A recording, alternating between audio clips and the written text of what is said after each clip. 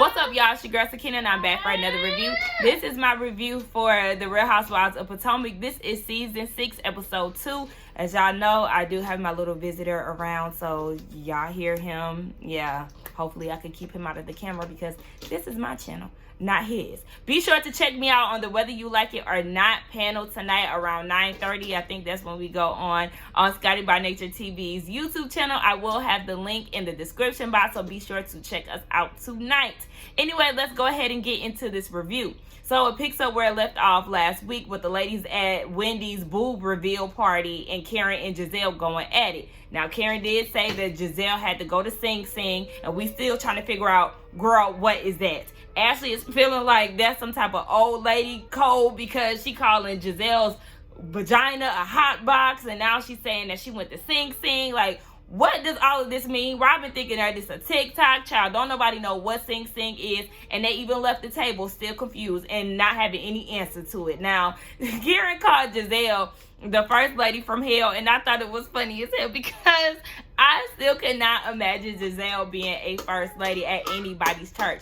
Knowing how she carried herself on this show, I feel like she would be one of those fake, drama-filled, messy-ass first ladies doing all kind of shady shit behind the scenes. Like, I just really could not see her running the church, but then at the same time, look who she married, Jamal Bryant. Nonetheless, Giselle brought Mia into it saying something like, Karen really don't have too many friends or something. So instead of Mia coming to her friend's defense, what she says is to Karen that she feels like she has a good judge of character and she thinks that Giselle has a good heart.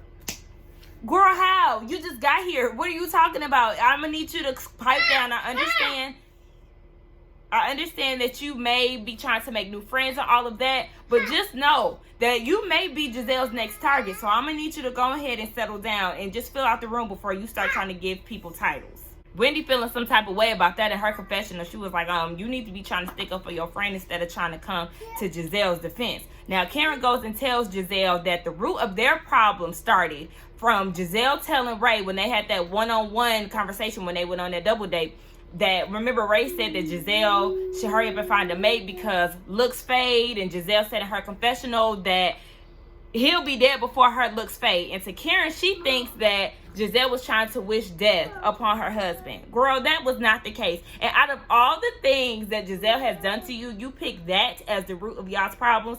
Forget her making jokes about you and your tax issues. Forget about her saying that your husband wanted Erica Lyles. And then Giselle have something to do with the whole security guard blue eye situation, or was that Sharice? I think she was in that too. So out of all of that, you go and run with the whole Ray saying that the looks will fade, and she's saying that whole situation, bottom line, that whole situation, like, you full of shit, Karen. I'm gonna need you to stop with that. Then she goes and says that the reason why she never addressed it, because Robin asked her, okay, so why wait till now to address that? And exactly, because that was 4 years ago. She said the reason why she didn't address it was because her kids were young and hurting.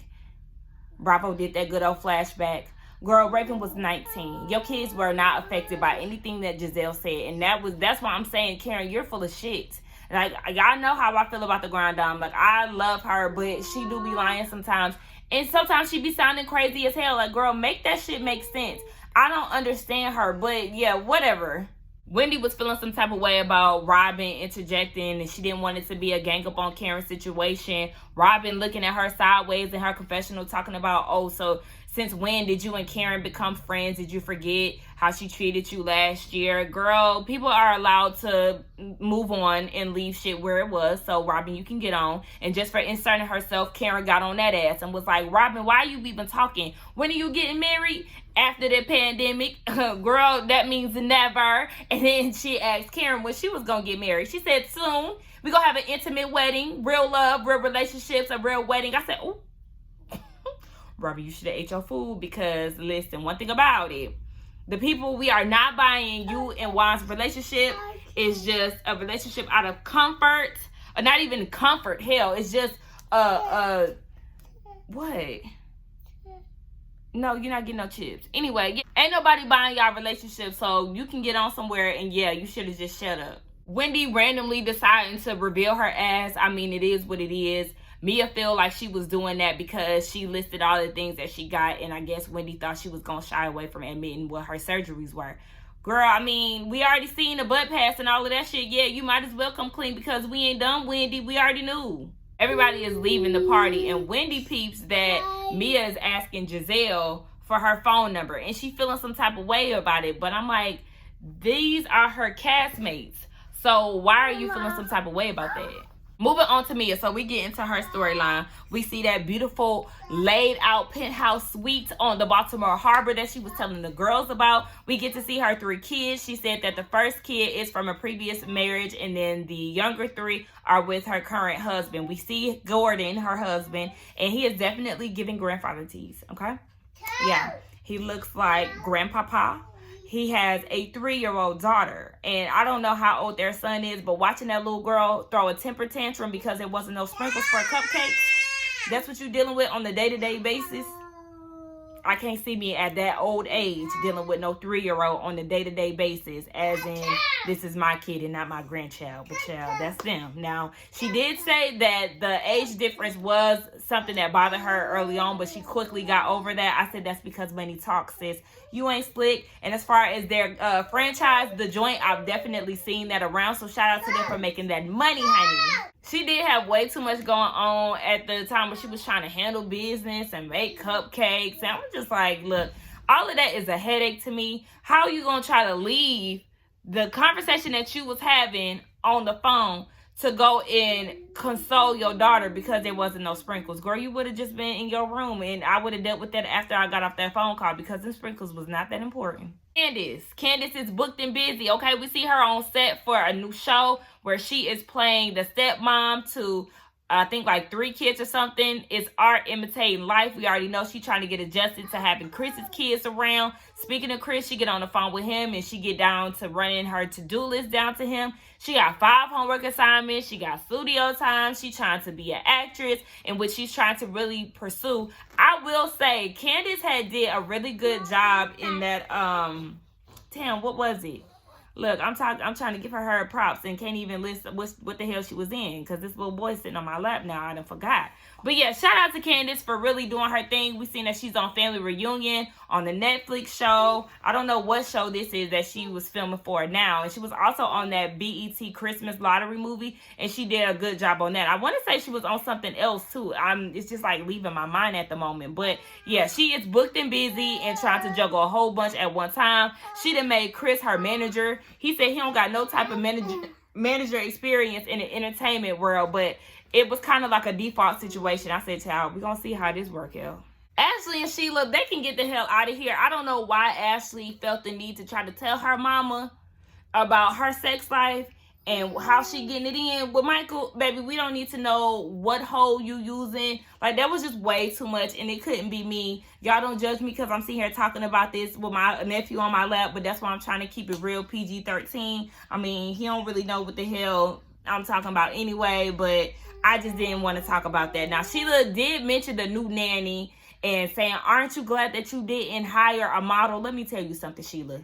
At your old age, you should already know. It don't matter. The nanny don't have to be a model. She don't have to look pretty. She don't have to look desirable for a man to go and cheat and sleep with her. Girl, what? No, it don't matter. Especially with Michael. Robin pulls up at Giselle's farmhouse, child. That house looks a mess. It does. It's so... The outside looks like a farm, and it has no rhyme or reason. And Robin can agree with me, because as soon as she pulled up, I said, girl, what is this? So she goes and shows Robin the West Wing, which actually is nicely decorated compared to the main house. That main house needs some work. I'm going to need her to get a new fireplace mantle. I'm going to need her to get rid of that hot pink ass wall or fuchsia wall, whatever the hell that is. Get rid of that shit. We done clowned you enough for you to know that you need to go ahead and update your damn house and your personal style. She talking about christening her Versace sheets. Girl, that comforter was ugly as hell. Y'all just be thinking that designer anything look nice. Nonetheless, girl, ain't nobody laying up in them sheets. We already know that you and Jamal ain't together. You can stop blaming it on the pandemic, because it wasn't a relationship before the pandemic hit. So who are you trying to sell this story to? It was funny in her confessional where she admitted though, like, yeah, at this point, he does live through my phone because I ain't seen him. Girl, he been living through your phone. He is permanently locked in your phone, okay? Y'all not locked in as a couple. He locked in that damn phone screen. So, girl, I'm gonna need you to just, stop. Let it go. Robin in her confessional said that she ain't really shocked that they not together because she didn't see them as madly in love. I said, oh, hold on, wait, girl. Not you talking because we don't see it for you and Juan either. The both of y'all in two fake ass relationships. We see Karen at the house and she telling Ray about what happened at Wendy's party between her and Giselle. She's not happy with the part that she took in and she felt like she did go a little too hard on Giselle. And she feels that she needs to go ahead and just throw a party of love in support of Giselle. Girl, that is passive aggressive as all fuck. You don't give a damn about Giselle. You know exactly what you're doing by trying to throw a Valentine's Day themed party for couples and inviting Giselle knowing she ain't got no man. What are you talking about? Okay, Karen.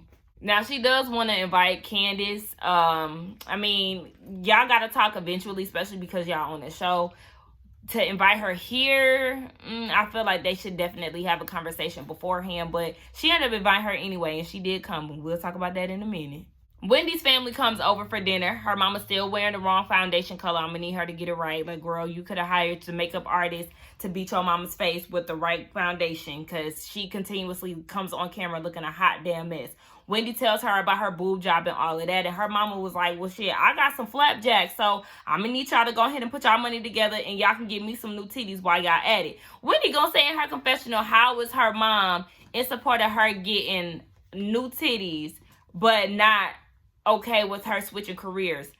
Because that's a life change compared to, I don't know. Really, I don't even care about it. Wendy was saying all of that to tell us that she now has a new career road that she wants to go down. I said, another one? Okay, so now she wants to do candles. And this is where I'm a little off because I understand, we all are able to change and figure things out as we go. But I feel like Wendy is an example of why you should not live your life for other people because last season you were scared to tell your mom that you no longer want to be a professor and that you wanted to pursue being a political commentator full time. Now, this season comes around and you no longer want to do that and you want to make candles. What is it? Like, I don't necessarily want to say a midlife crisis, but I think she really is just trying to figure her way out in life and trying to do things for herself, which she does keep saying. But I'm just like, you wasted all that time on something that you really wasn't passionate about. And that's why I dropped out of college. I wasn't passionate about being no dental hygienist. I was like, baby, I'm racking up debt. For what? For something that I don't want to do. So that's why I'm saying you need to figure out what you want to do and stop trying to live life for your mama, the African community, the Nigerian community, and doing the most for other people. Live life for you. That way you won't be in your late 30s or early 40s trying to figure it out. And I understand things happen in life, but the message is to just do you. Eddie is not on board. I could really see it in his face too.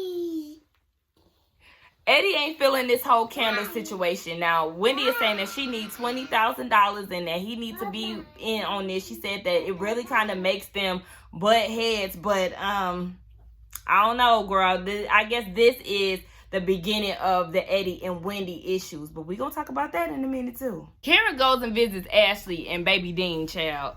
Now, okay, yes, she is planning on eating her placenta.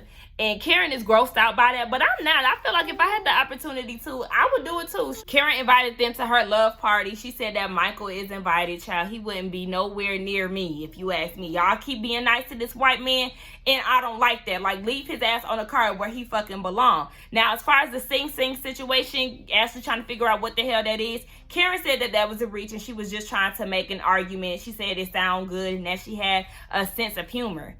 Karen, what are you talking about? Like, this whole episode, I just literally kept saying, Karen, what the hell are you talking about? What is going on? What are you saying? Can you make sense of this? Like, what? A lot of people are saying that Sing Sing is jail and that Karen made reference to Giselle being in a mental hospital because of Jamal and his cheatations back in the day. So what is it, Karen? Why did you say it if you really wasn't going to elaborate on what it truly is? If that's even it. Because, child, at this point, I really don't know. And I don't care.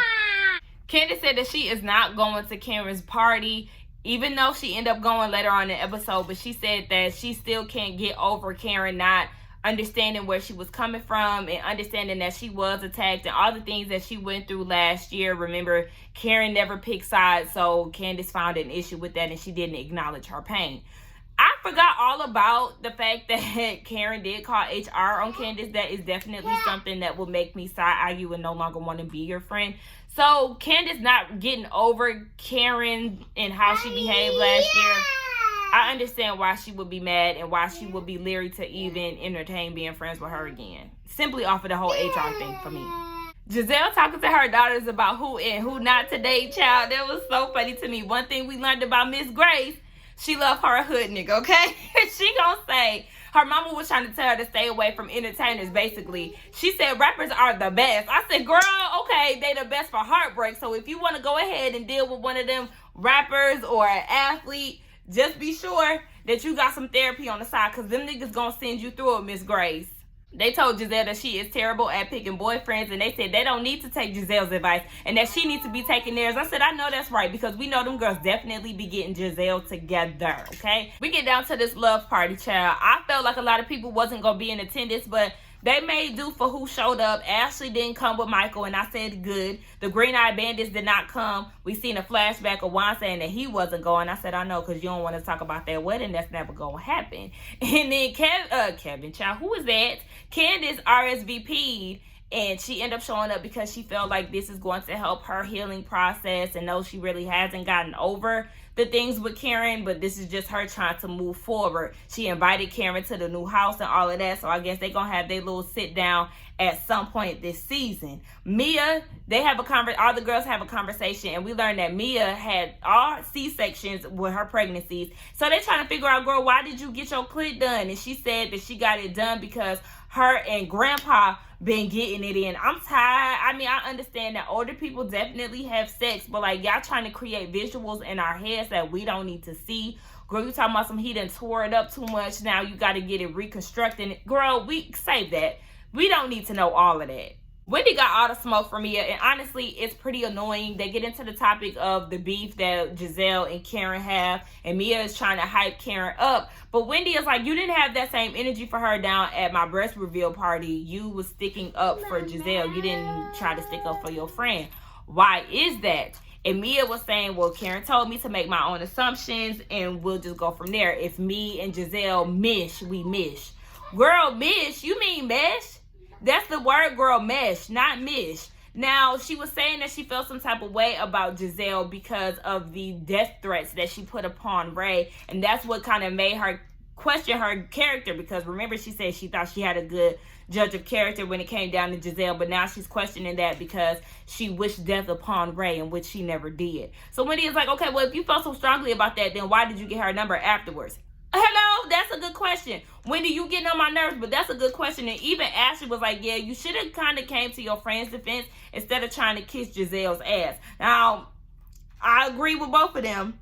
Even though I feel like, Mia, you can make friends all you want, but I just felt like you were speaking too soon when it came down to that good judge of character. Mia trying to figure out why y'all got a problem with it. If Karen ain't coming to me with an issue, then why y'all talking about it? And then Wendy go say, well, one thing you ain't gonna do is comfort me because I didn't comfort you. We ain't trying to comfort you. Girl, why is you sitting in line, Wendy? You got a lot of pressure when it come down to Mia, and it's really annoying as hell because it's unprovoked. She really ain't trying to do anything to get on your bad side, but for some reason, you have a major bone to pick with sis. Then they started to go down the wrong road with the whole finger in the face things, and Wendy is like, get your finger out my face, and Mia was like, what you gonna do? Wrong road, been there, done that last year. We ain't trying to have no fingers in faces. No, what you gonna do is about it. Child, leave that in season 5, okay? Now, Wendy in her confessional is trying to shade Mia, talking about you can get your shoulders done, you can get this done, you can get that done, but you got your ass done, you got your face fixed, you got your butt done. Wendy, stop trying to throw shade when you done got your shit done too. Mia is feeling like Wendy is threatened and insecure, and that's not her problem. And I'm starting to feel like, because at first I was like, I don't think she is feeling that way towards her. But as the episode went on, I'm like, yeah, it's something going on with why Wendy don't like Mia. They started playing Newlyweds. I used to love watching that show on the Game Channel Network or whatever the hell it's called. But yeah, they started playing that. They was asking about their favorite sexual positions Ray and Karen, they got it wrong. I said, that's how you know they really ain't throwing it down in the bedroom like Karen be talking about wet pillows and shit. Girl, stop playing with us, Karen. Y'all's not getting it down in the bedroom like that. Mia and Gordon, they do missionary. That's very boring, but you know what? If they like it, I love it. You know who hates it though? Wendy. She seems to have an issue with them in their favorite sexual position. I said, Wendy, you need to learn how to mind your business, because why you got something to say about that? The craziest place they had sex. Gordon and Mia had sex at the Waffle House bathroom. Anybody who was from the South, in particular Georgia, knows that there's a Waffle House on every exit, and that the Waffle House is really not the cleanliest place that you can go eat at, especially they damn bathrooms. And you mean to tell me y'all got it in there? And that stinky public ass. I would never in my life have sex in a public bathroom. Oh my gosh, I hate public bathrooms with a passion. They're so germy. They stink. Everybody and their mama been in there. People get in there and lose their damn minds and act like they don't know how to fucking use the bathroom. Do y'all bathrooms look like this at y'all house? Like, I literally hate public bathrooms, and I know I kind of went on a rant, but I'm just looking at Mia like, do you care about your vagina? They asked this question: who in your friend group do you think your husband would be attracted to? Ray picked Katie, and I was cracking up because I was not expecting it. I said, not somebody off the cast, okay? He still got his good eye on that model body, okay, Ray? Trying to get it in. Now we get to Eddie and his response. Wendy is looking at him like, I'm sorry, what you putting on that board? He said, not applicable. I said, oh, not her trying to control his board. And then she said something about it looked like he was going to put Mia. And Mia peeped that. I said, oh, Mia clocked you, bitch. You definitely got some pressure with her, and I don't understand why. The beef is definitely real now that you thinking that your husband was gonna put her name on that board, so he might be attracted to her, and that's just adding on to the pressure that you already got on her unprovoked. Girl, Wendy, I'm gonna need you to go have a seat, girl, because the issues that you have with Mia, she's definitely right. They don't have anything to do with her and everything to do with you. Now, they start asking where they met their husbands and wives. Now, mind you, Wendy is being super controlling, trying to see what's on Eddie's board. And I'm like, girl, relax. Like, yeah, y'all have the same answer. I'm going to need you to calm down. It seemed like she was coaching him on a few of the answers. And I'm like, this dynamic within y'all relationship is definitely not looking good. It looked like you trying to control him, trying to get him to say what you want to hear and all of that. And I don't think that he was really enjoying the game because she was being aggy as hell. When it came down to Gordon and Mia, they met at the strip club, but Gordon tried to pull a move talking about, wasn't you a bartender? Either she was or she wasn't. The people are starting to feel like that's the girl that was swinging on the pole, not the girl standing behind the bar pouring drinks. I mean, they tried to make assumptions talking about, well, that's the reason why she got her vagina done. We're not going to go that route because there's a lot of good, wholesome girls that are using that stripper money to go to school. Have y'all seen Players Club? Okay. There's some strippers that are in committed relationships. They're not just out there swinging on the pole and swinging that vagina to every man that approached them. Like, let's not do that. We're not going to do that to the stripper girls, okay? Wendy and Eddie end up winning the game, and I do think that Wendy is showing her slip of insecurities. Miss Ma'am, Mia got you bothered, and I'm not sure why. Baby, maybe you need to go sit on somebody's couch and unpack that. Unpack why you got this beef with this lady who ain't even trying to come for you. I don't know if you mad because she asked you 2 times what work you got done or what, but I'm gonna need you to let that hurt go, sis, and redirect it towards something else that actually is causing you to be upset, because it ain't Mia. It's not. But anyway, let's get in the comments to talk, y'all. Wendy really did irritate me this episode. I think this episode was okay. It was really giving me filler vibes, but y'all let me know what y'all think about it. Let's get down in the comments and talk. Don't forget to like, I messed that whole thing up. Don't forget to like, comment, and subscribe to my channel, and I will see y'all in the next one. Bye. Tell them bye.